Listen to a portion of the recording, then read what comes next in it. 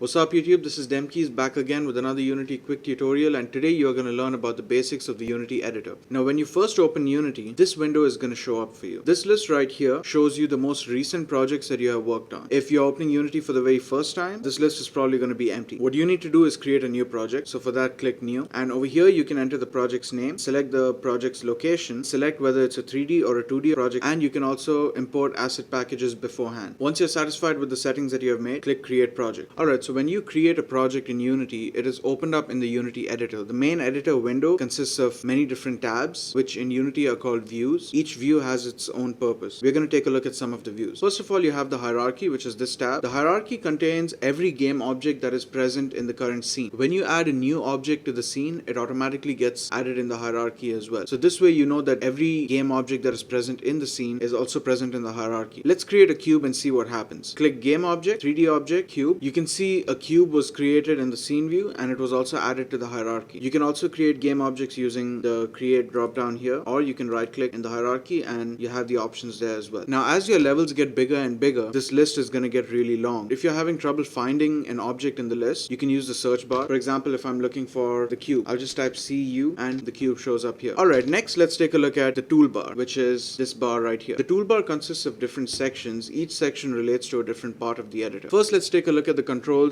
under the transform tools section. First of all, you have the pan tool, which is this button. The keyboard shortcut is Q. This lets you pan around the scene. If you hold down Alt and click your left mouse button, it lets you orbit around a pivot point. And if you hold down Alt and right click, this lets you zoom in and out of the scene. If you're using a mouse and you have a mouse wheel, then you can also zoom in and out using the mouse wheel. Now, since we are talking about scene view navigation, another very useful feature is the sort of first-person navigation. If you hold down your right mouse button and move your mouse around, you'll notice it's basically looking around the scene in sort of a first-person view. At this point, if you press W and S, you're actually going to go front and back. A and D is for left and right, and E and Q is for up and down. So this can make it very easy for you to navigate around the scene. Alright, so next we have the translate tool. The keyboard shortcut is W. With the translate tool selected, if you have any object selected in the scene, you'll see the translate gizmo appear over here. Using this gizmo, you can move an object around the scene. You can either move it on an individual axis, or you can move it on multiple axes by clicking on these squares. The blue arrow is the Z-axis, the green arrow is the Y-axis, and the red arrow is the X-axis. Next you have the rotate tool. Keyboard shortcut is E. This helps you rotate an object. You can rotate on individual axes, or you can do a free rotation. Next you have the scale tool. Keyboard shortcut is R. This lets you scale the object. You can scale the object overall, or you can scale it on individual axes as well. Next you have the rect tool. Keyboard shortcut is T. The rect tool is generally used for UI, but you can also use it to scale other game objects in your scene. So that's the transform tools section. The next section is the transform gizmo toggles. This option here affects the position of the gizmo. Go into translate mode and zoom into the object and get a better angle so you can see exactly where the gizmo is. Currently this is set to center. That means the gizmo is going to be placed in the center of the object. If you change it to pivot, here you don't see a difference. However, when you import a 3D model into your project, chances are that 3D model might have a pivot point that is somewhere other than the center of the object. So in that case, this can be very useful because, say for example, if you decided to rotate the object, you have the option whether to rotate it around its pivot point or using the center as a rotation axis. This can also be useful, for example, if let's say we make a duplicate of this cube, select this cube in the hierarchy and hit Ctrl D. That's going to create a duplicate of this cube, and just move that duplicate away from the original cube. Make sure this button here says center, not pivot. If it says pivot, just click it, it's going to change to center. And then in the hierarchy, select both these objects. To select multiple objects, you can use Control click. So now as you can see, the gizmo is appearing in the center of both of these objects. If you change it to pivot, it's somewhere else. If it's set to center and we go into rotate mode, we have a different behavior when we are rotating. If it's set to pivot, then there's a different behavior. So this can be useful in those kind of situations as well. Alright, this next button here lets us change the space in which an object is rotated, moved, or scaled. In global space, it always aligns to the global X, Y, and Z axes. The directions for the X, Y, and Z axes are always going to remain the same. However, in local space, it aligns to the object itself, meaning, let's say for example, we rotate the object on the Y axis a little bit and then go back to the translate tool. Now you can see the gizmo is still aligned to the global axis. If you click this button, it changes to local. And now you can see these handles are actually aligned to the local space of this object. If you select the other cube in the scene, you'll now see that the the handles are facing in a different direction. If we rotate this cube and then go back to translate mode, now you can see this cube has a different alignment for the X, Y, and Z axes, and so does this. This is because we have local selected over here. Now, if we change this back to global, even for this cube and even for this cube, they're going to align to the global X, Y, and Z axes. This is great because there may be situations where you might want to move an object on the local axis, and there might be other situations where you might want to move it on the global axis. For example, we have rotated this object in this way, and now we want to move it on the global axis, not on the local axis. So we can do that. If we choose to move it on the local axis, we have that option as well. So that's the difference between global and local. Let's set the rotation back to 0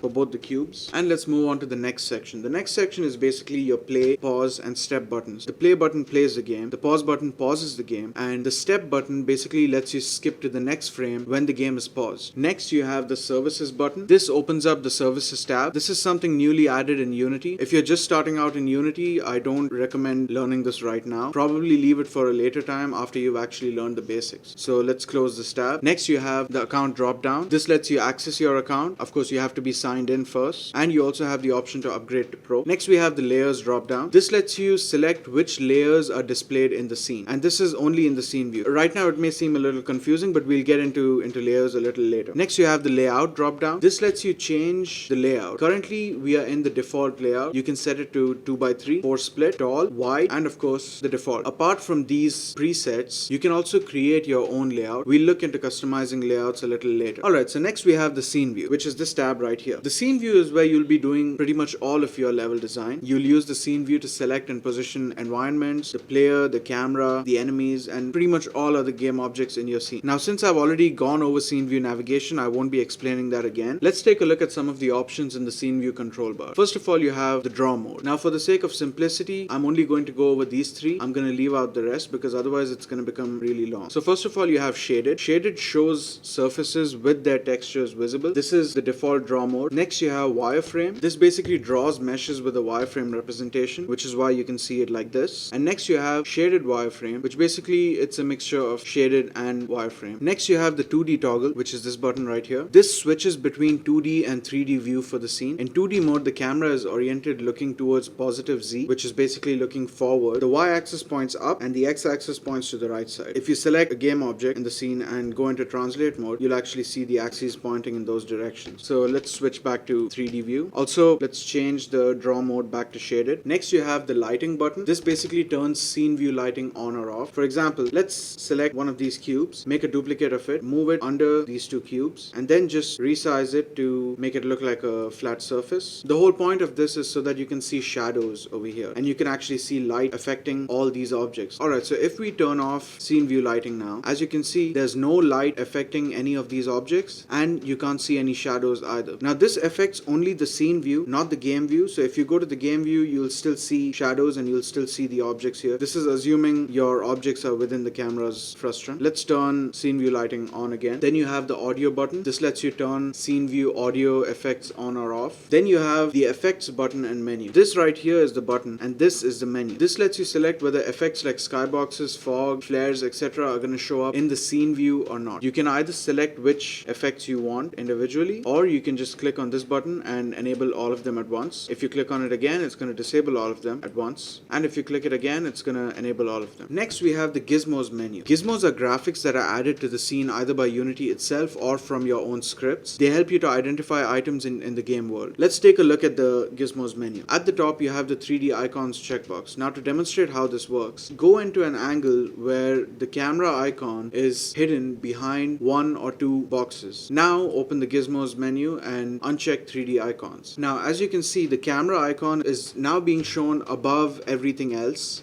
even though it is actually behind these cubes. The same goes for the directional light, which is this light right here. As you can see, I'm below this platform. You can still see both of these icons. If you select 3D icons, this basically makes the icons three-dimensional, so they will be affected by perspective. Meaning, if you go at an angle where the icon is actually behind another object, it will be shown in that way. The same applies applies for this as well. Beside the 3D icons option, you have a slider which basically lets you scale the icons up and down. This can be useful if, for example, you go really far away. You can see the icons just disappear. So I can increase the size and now they are visible. The next option is show grid. This lets you decide whether the grid is shown in the scene or not. If you uncheck this, you don't see the grid anymore. If you check it, then the grid is back. Next, you have a list of built-in components whose icons and gizmos can be enabled and disabled. Let me show you the difference between an icon and a gizmo. When you select the main camera, this camera that you see is an icon. This frustum is the gizmo. So if I open the gizmos menu and find camera in the list and click on this camera icon, it's going to disappear. Basically, I've disabled the icon over here so you cannot see the icon anymore. If I disable the gizmo of the camera disappears. The same logic applies to lights. So if I select this directional light and disable the icon, you don't see the light icon anymore, but you still see the gizmo. If I disable the gizmo, you don't see the gizmo, but you still see the icon. You can also disable both of them. And this list right here is the recently changed items, so it makes it easier to access if you have recently changed something and you want to go back. And just like the hierarchy, the scene view also has a search bar, so you can search for items here as well. If I type in cube, the result is going to show up here. We have 3 cubes in the scene. We can select any one of them and it shows up in the scene. To clear the search bar, click the X button here. Alright, next we have the scene gizmo, which is this control right here in the upper right corner of the scene view. The scene gizmo allows you to quickly modify the viewing angle and projection mode. You can click on any of the conical axis arms to snap the scene view camera to the axis that it represents. For example, top, right, forward,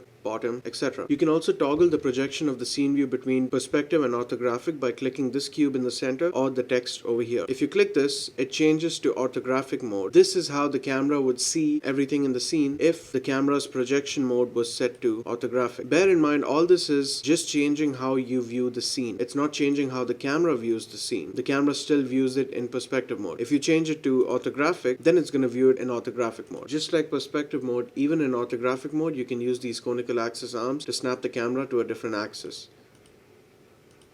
Now, if you get into an angle that for whatever reason you're unable to recover from, you can just hold down shift and click on this cube to get back to perspective view with an angle that is looking at the scene from the side and slightly above. Alright, so that's it about the scene view. Next we have the game view, which is this tab right here. The game view is rendered from cameras in your game. What you're seeing here is what this camera is seeing. You are not required to stick to one camera. You can actually have multiple cameras in order to have more control over what your player is seeing while playing the game. When you click the play button, the game view becomes active, so it automatically switches to the game view. Let's take a look at some of the options in the game view control bar. First, you have the aspect drop down. Here you can force the aspect ratio of the game view to different values. So currently it's on free aspect. You can change this to 5:4, 16:10, 4:3. This can be used to test how your game is going to look on different monitors with different aspect ratios. Next, you have the maximize on play button. This maximizes the game view when the game is played. So if I have this button selected and I click play, the game view is going to be maximized while the game is playing. And if I stop the game, it goes back to normal. Next, you have the mute audio button. This mutes all audio in the game. Next, you have the stats button. This shows you some very important stats that can be useful for monitoring the performance of your game. And finally, you have the gizmos toggle. While this is enabled, all the gizmos that appear in the scene will also be drawn in the game view. Let's try enabling this. As you can see, the icon is shown over here. If you expand this, you'll see the same options that we had in the gizmo drop down in the scene view. Be careful because any changes that you make over here will also be reflected in the scene view. So for example, if I disable the light icon and the light gizmo, it's disappeared from here. So if I select directional light in the hierarchy, I don't see anything over here. Let's go back and change this. Again, you can set 3D icons on or off. You can also control the scale of the icons. Let's switch this off and move on to the next tab. The next tab is the inspector panel. Now, each of these game objects that you see here have multiple components attached to them. These components pretty much make up the game object. The components can be anything like meshes, scripts, sounds, lights, etc. When you select an object, the inspector displays detailed information about that object, including the components that are attached to it. You have other options like enabling and disabling it. You can also set an icon for the object. So if I select this icon, in the scene view, you'll be able to see the icon. And of course, in the game view, if you have gizmos enabled, you'll be able to see the icon there as well. I'm going to change this back to none. You can also change the name of the object. You can also set it to static. Setting an object to static can be very useful when you're trying to do light mapping or navigation or something like that. We're not going to go into that because those are more advanced topics. You can also set a tag for this object by clicking the tag drop down. You're not limited to these options. You can always add a new tag.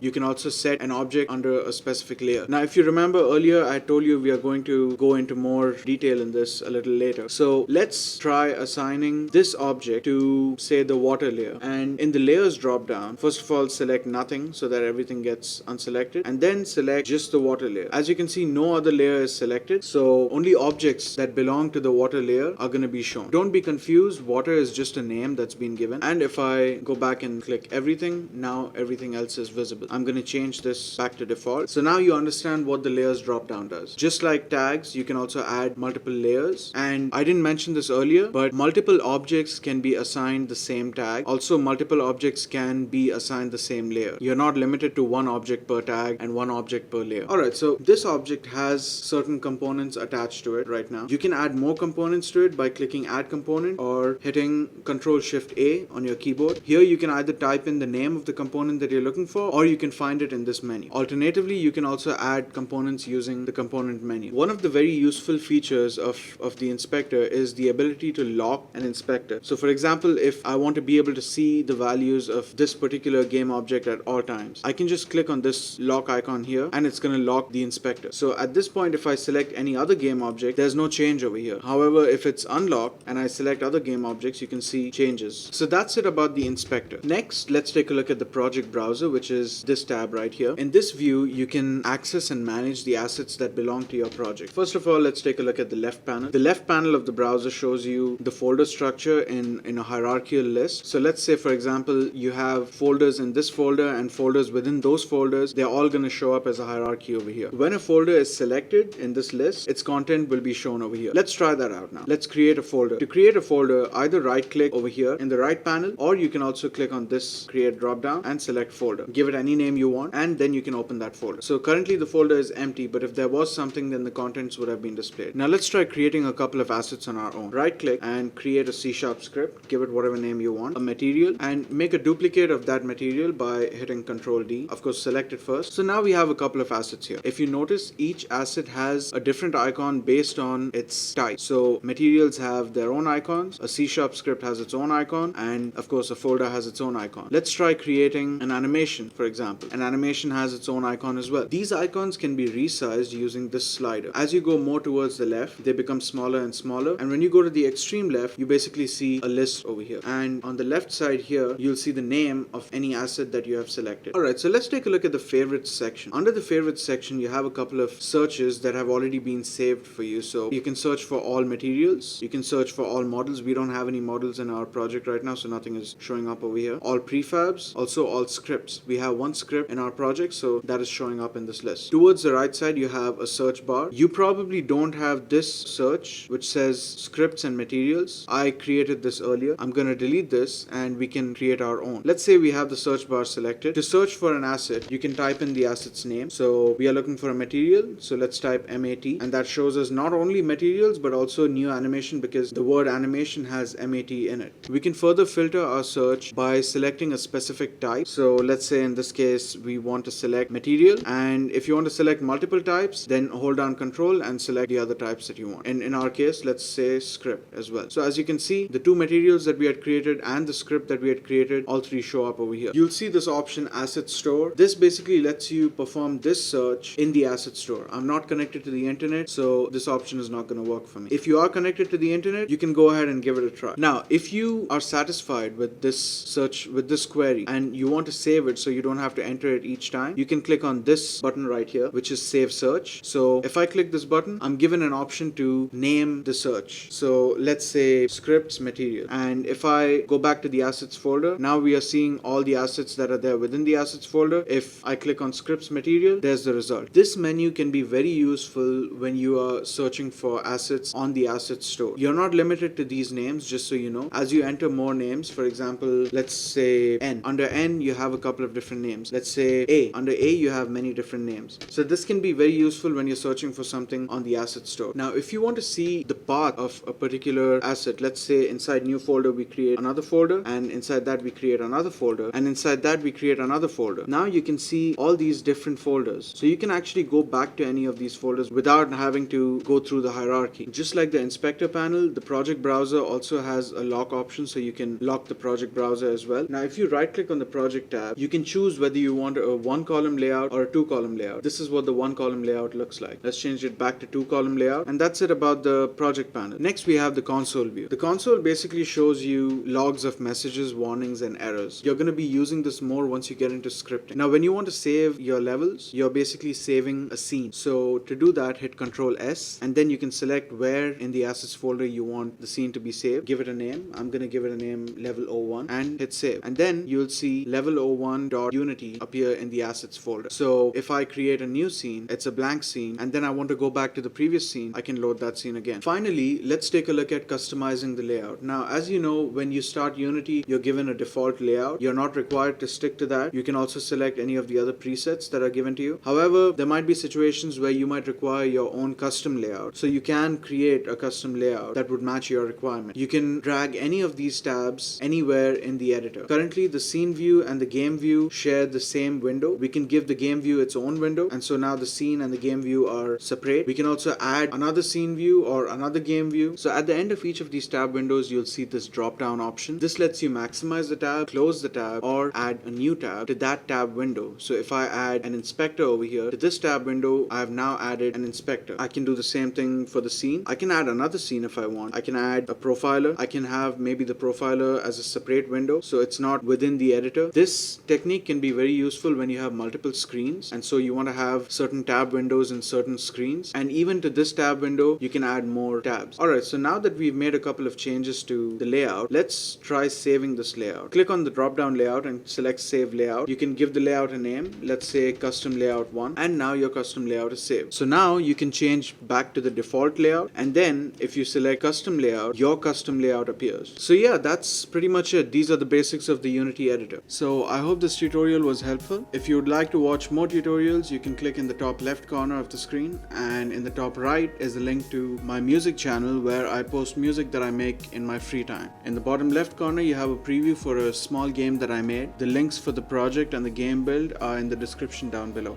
Don't forget to like, share and subscribe. Leave your comments below, and I'll see you guys next time.